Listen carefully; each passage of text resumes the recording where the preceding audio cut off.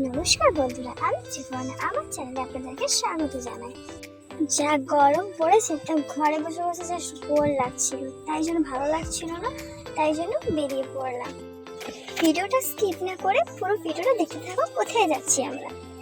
এই যে মন্দিরটা দেখতে পাচ্ছ, এই মন্দিরটা হচ্ছে বাড়ির পাশে শিব মন্দির। এখানে চড়কের জন্য এত সুন্দরভাবে সাজিয়েছে। এই ভিডিওটাও কিছুদিন পরে আসছে, তো দেখতে থাকো। আমরা আমাদের গন্তব্যস্থলে পৌঁছে গেছি। আমরা খেতে গেছিলাম, তো এখানে চলে এসেছি। তো বললো যে আমি সামনে থেকে একটু ঘুরে আসি, তারপরে এখানে আমরা চলে এলাম। এখানে এই দাদাটা শর্মা আর কাবাবটা যা বানায়, তো জাস্ট চুমু। আমরা শর্মা আর কাবাব অর্ডার দিয়েছিলাম। অর্ডারে ফার্স্টে আমাদের শর্মাটা দিয়ে গেল।